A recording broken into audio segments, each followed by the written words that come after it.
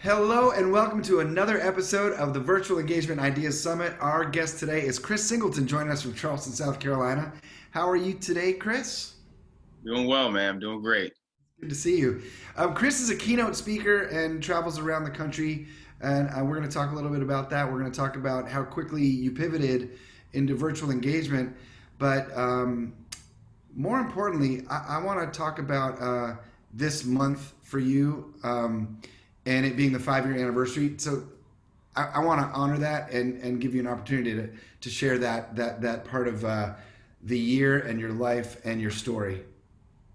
Yeah, man. Well, the anniversary that he's talking about is, my mom was taken away from me in a racially motivated mass shooting 5 years ago, June 17th, 2015. And, I've made it my mission to kind of spread love. I got a saying, love your neighbor, right? It's not my saying, but I love it with all my heart because I truly believe if we did that, this world would be a better place. So that's what he's talking about. And since then, I've done a lot of speaking here and there, but most importantly, something I've done recently is writing a children's book, which has blown up way more than I could have ever imagined. I told my editor, I think we'll do 1,000 copies in the year.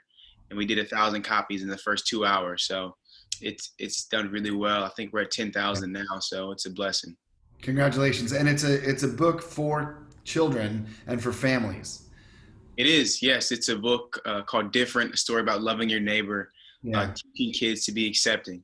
Thank you for writing it and thank you for putting it out there in the world. What can I do? What can I do from my platform to help students and advisors embrace the idea of spreading love? Well, I think you're a great example. You've got so much influence being that you travel a lot and you're over a bunch of different, I guess you have influence over a bunch of different places and people. And so I think for you, it's just teaching your people that you come into contact with to love people, Yeah. leading by example. And I think you have to first and foremost check your own heart before we Yeah. can teach somebody else to do that. When we're talking to folks about teaching in the virtual platform or teaching in life, we try to incorporate wellness teaching into our lessons, and we try to incorporate substance prevention into our programming. And but the talking about love, just saying love your neighbor, it should just be part of every conversation almost, right? And it seems so simple. It seems so simple. What has been one of the biggest things that's been the challenge for you? Yeah, I guess for me, one of the things that I always did in my presentations is I would ask people to get up and give somebody a hug that looks different than them. Tell Yeah, them that you love them, right? I would always say that because I've realized so many people have never given a hug to somebody that looks different than them, or never said I love you to somebody that looks yeah, different than them. So I tried to break that barrier. And so for me, this is something I can't do right now because everybody is in a different place. They're in their homes or wherever it may be. So that's one of the challenges that I've seen so far. But the mission and the message is still there for sure. right. I did this the other day with another speaker, and I don't mean to joke around about hugging or embracing, but like he and I went like this. And we're like, yeah, man, I'm giving you a hug. I'm giving you a hug. And we just showed it. We couldn't come into physical contact. So we were respecting the 6 foot. We were actually respecting miles and miles, right? You're in Charleston, I'm in Nashville, Tennessee. Yeah, But we were able to show each other, like, I'm physically reaching out to you right now. I'm looking at my camera and I'm looking at you and I'm saying, I love you. I'm giving you a hug, right? I love it. I love it. I think mainly when we're doing stuff virtually to Yeah. be really candid right now, Yeah. if you look at the person or looking at the camera, it looks like you're looking at the person. So I think, I've got a setup where we have 3 screens. And so if I'm just looking at, one different screen the whole time, I may be looking at your face, but I'm not looking Right. at you. You know what I'm saying? Yeah. So I think we have to be strategic and making Right. sure that we're present and letting them know, hey, I'm Yeah. looking at you. Yeah, I mean, right now I'm looking at you as a new interviewer in the world and new to like broadcast media, which is really what I'm learning about in this process. I'm trying to be sincerely listening to you, so I'm looking at the image of you on the screen, right? I'm looking at the image of you, but when I went to hug you, I looked into the camera, right? So knowing that as a facilitator, I think is important. Yeah, but we're working, and we're all learning as we go, right? How to best get our message across, how to best share what we want to share. How have your keynotes been going? They've been going well. I've had 16 so far, virtually. Yeah, So it's like it hasn't really slowed down for me, which is a right. blessing. Are you seeing more community connections with this platform? Yeah, I think the accessibility of it is a lot easier now. So we've been doing a lot of stuff where before it was like, Chris, we can only do this one day on this Hmm. one month at this one time. Hmm. Whereas now it's like, okay, well, you can't do this day or that day. That's fine. We can do a different time on that day or something like that. Right, So right, I think there's a lot less hurdles that we have to jump, although technology is a huge hurdle in itself. right. Um, by me being able to be kind of flexible with the timing of stuff when it's virtual, I Yeah. think it's been great. Hey, how do you personally stay motivated? Right, 5 years ago, your mother was killed in a racially motivated event, and this season in our country's history, this last few months, um, how does Chris Singleton get up every day and keep moving? Yeah, so for me, it's really simple. I know everybody says, find your why and Yeah. what's your why. And with sports teams, I tell them I go further than that. I go deeper than that because a lot of people may have the same quote unquote why, right? You want to, make an impact in the world. You want to make the world a better place. You want to be the change you want to see. You want to provide for your family, all these things, but everybody wants those things, right? I don't know Yeah. somebody that doesn't want them. So Right. everybody's why is kind of the same, but for me, I call it a struggle moment. So my struggle moment, my individual struggle moment is something that I look back on that pushes me forward in the future. And mine's 5 numbers. It's 1, 70, 50, 9, and 1. My struggle moment is one person who walked into my church that was misled and misformed to hate black people, and he fired over 70 bullets in my church, right? And over 50 of those entered bodies while people were praying in my church. This man took 9 lives, and one of those lives was my mother, Sharonda Ann Coleman Singleton. So that's how Chris Singleton gets up in the morning and continues to fight and push forward, because it's not just some kumbaya moment for me. This is real life for me. Hmm. That's why I do what I do. Hmm. And I would challenge people, to be honest, what is their struggle moment? Like I see educators all the time that wanted to become an educator because of this one instance that they said, this should never happen in the classroom. This should never happen in the school. And they said, I'm going to make this change. I'm going to be that change. And then we tend to forget that. We forget what that moment is. So I challenge people to go back to that moment, that struggle moment, what I call it, and Yeah. think about that to push you forward. Right. What is all of our struggle moment? Not just I want to do my job. Yeah. I want to impress my boss. Yeah.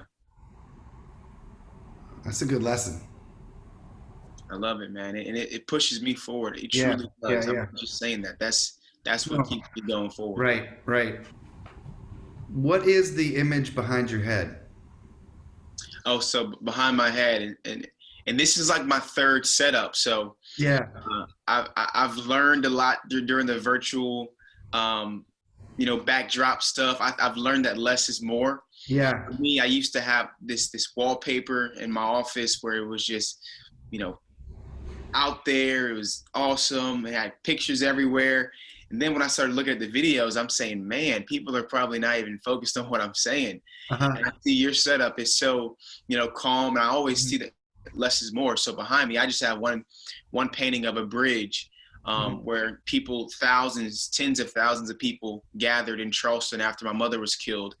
Didn't matter what your political view was or what your skin color was. We all locked arms. Basically said, we're going to get through this together. Did somebody draw that for you? Is that a drawing? It is. I actually had I want to say 46 different paintings and drawings that were sent to my house after my mother was killed, and probably 10 or 12 quilts. And so I have different, these around my house and around my office. I feel something like when I'm like I'm at a loss for words, right? I don't know. This is one of those moments where I don't know what to say. And does this happen to you often because of your experience relative to other people's experience? Like, it's almost like I can't compare anything that's happened to me to what's happened to you. Yeah, I've seen that a lot, where people say, Chris, if you can get through, your mother being murdered, your father passing away before you're 20, taking on your brother and sister, all these things, if you can do this, why am I saying that I can't get through my math homework tonight? Or why am I saying that it's tough for me to have 3 classrooms or have to grade 3 classrooms worth of papers? And so I really just try to motivate and inspire people that we can get through what we're going through. Yeah. What advice would you give to advisors and higher ed professionals moving forward about connecting people together? Yeah. I love it when they don't make it mandatory to have yourself on camera, because a lot of people are still having their kids at home, whatever it may be. Yeah. So, they're running around or whatever it may be. And a lot of the places that I've spoken to, they'll just have their screen up with their name. And some people may get offended by that, but I'm saying, as a father of a 2-year-old son, if my son's running around, I don't want him in the background going crazy and everybody looking as well. So I think that when, whether it's principals or administrators or whatever it may be, when they're saying, I'd like you to be on, now you don't have to be sitting down and watching the whole time, but being there is enough. I think that's really cool. Right. Yeah. But even seeing that and seeing your kids and seeing the reality of your life, it helps us understand each other better. Right. And maybe our hearts will grow and we have more love and empathy for each other. If I know that you're not just, an awesome baseball player, but I also know that you're a dad. Right. And so that puts a whole nother realm of perspective of me to you, because then we share that in common. I'm a dad too, and I know what it's like to have a 2-year-old, right? And so that is kind of the beauty of this platform. Like you're saying, it's great that people show up and they don't have to have their cameras on, but I also think isn't it neat that we can learn more about each other? Oh, no doubt. Yeah, I think that's really cool. In the instance where I've seen, the 2-year-old runs in and slams a computer when you're mid-presentation. That's the kind of stuff that I'm talking about. But has that happened? Have you been in a professional presentation setting and been interrupted by a family member? Oh yeah, for sure. That's why one of my keys now is to lock the door. Boom, that's my key. I got to make sure the door is locked, right? Especially if I'm speaking to a company. I got a Volvo coming up where I'm about to share with them next week. And so I'm making sure that the door is locked when I start my presentation. Right. So my wife's going to be Superwoman. When was your first keynote? My first keynote was in the year 2016. So this is year 4 for me doing this. Right. And have you been in a situation where you were walking out or about to go live and where you're really nervous about it? When I started professionally, I wouldn't say I was nervous, but before I became a professional, I definitely had times where I was nervous. I actually used to Google ways to get over your anxiety when you're about to speak in front of people. But I haven't gotten nervous in a while, and I think it's just because, I've done it so much, and now I'm prepared. So. Right. You're also you know what you want to talk about. Exactly. Right. Yeah, that's great. Thank you so much for your time. I appreciate you being here, taking time out of your day from your 2-year-old, spend time with us. Any other things you want to share before we say bye? No, well, I'm grateful for the opportunity to share with you, man, and your audience. So I appreciate you giving me the opportunity. We will absolutely share how to get a copy of your book. I'm really excited about that, and keep spreading the love. Thank you, man. Thank you. Yeah, it's everywhere. It's Amazon, my website, chrissingleton.com. But yeah, people can just type in different Chris Singleton and it'll pop up everywhere. Well, Chris, thanks again for being here today. It's been awesome. We will catch up again soon, and I can't wait to see you in person someday and give you that for real hug, right? Yeah.